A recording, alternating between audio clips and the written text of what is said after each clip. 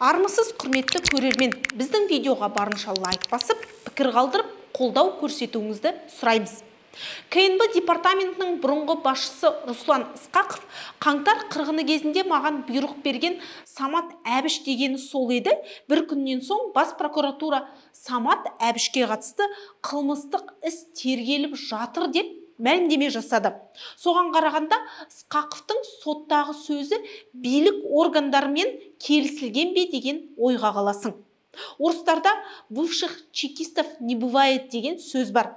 Қалайда бұрынғы қызметімен байланыста болады деген сөз. Ысқақовта билікпен мәмілеге келіп, Самат Әбішке қатысты дүркіреген мәлімдеме жасағанға ұқсайды. Демек, Назарбаевтың немере інісінің жағдайы ауыр болса керек. Іле-шала бас прокуратура екінші хабарламасын таратты. Самат Әбіш ел ішінде ешқайда кетпеу туралы бұлтартпау шарасымен жүр деді. Жалпы Әбішке қатысты бұл қылмыстық істің саяси астары бары анық деп ойлаймын. Біріншіден, КНБ басшылығын түгел отырғызып, Самат Әбіш неге солармен бірге сотталмады? Төрағасы кінәлі болса, басқа орынбасарлары қылмыс жасаса, Самат Әбіш, яғни КНБ төрағасының бірінші орынбасары еш нәрсеге қатысы болмауы мүмкін бе? Жоқ әрине. Олай болса, неге Мәсімовтермен бірге Самат та жауап бермеді? Екіншіден, КНБ-ның басқа генералдарын бірдей қамады, түрмеге жапты. Назарбаевтың немере інісіне келгенде билік жұмсақтық танытып отыр. Бұл неге байланысты? Осындай сауал кез келген адамда туындайды деп ойлаймын. Әрине, Самат Әбішті де заңды жауапқа тарту дұрыс. Бірақ оның соты да, тергеуі де ашық түрде жария өтуі тиіс. Осыған байланысты Ақорда енді Назарбаевтарды орнына қояма деген сауал туындайды. Себебі Самат Әбішке соққы жасау Назарбаевқа тікелей ұрынумен бірдей.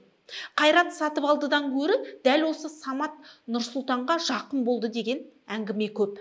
Саматқа соқтықса, артынан Назарбаевтың отбасы мүшелеріне қатысты да тергеу басталуы мүмкін ғой.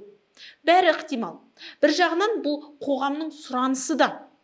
Жалпы қаңтардың мәселесі әлі де жабылған жоқ. Оны ұмыттыру мүмкін емес. Қаңтарға дейін Жаңаөзен қанды қырғыны болса, соңғы қасіретті жағдай масштабы жағынан одан асып түсті. Украинадағы соғыс болмағанда халықаралық қауымдастық тарапынан да Ақордаға сұрақ қаттырақ қойылар еді. Украинада қантөгіс басталған соң, батыс амалсыз қаңтарды уақытша кейінге ысырып тастады. Бірақ оны толық ешкім ұмытқан жоқ. Бұл қазіргі биліктің мойнындағы сұрақ. Қашанда көтерілетін әрі айтылатын мәселе.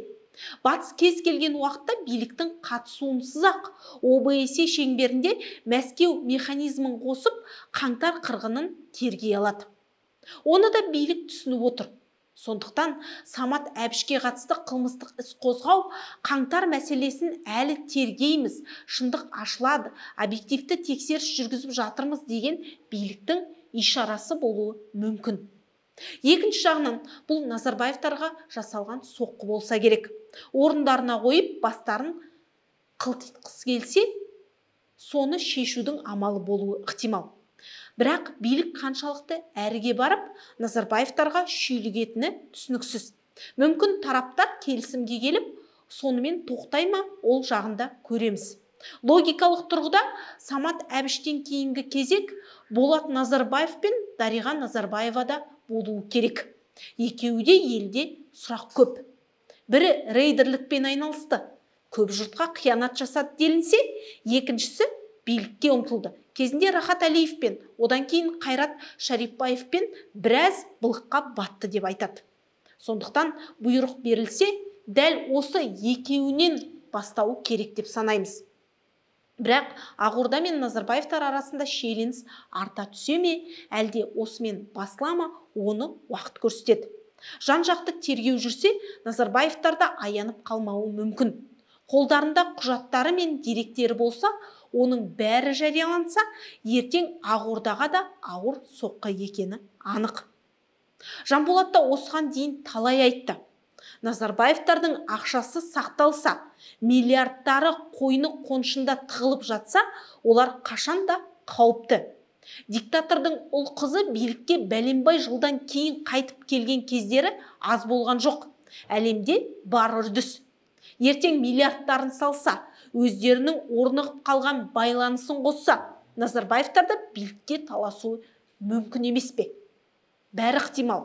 Олардың ақшасына сатыла салатын, сойылдарын соғып, сөздерін сөйлей кететін пенделер табылмайды деп те айта алмаймыз.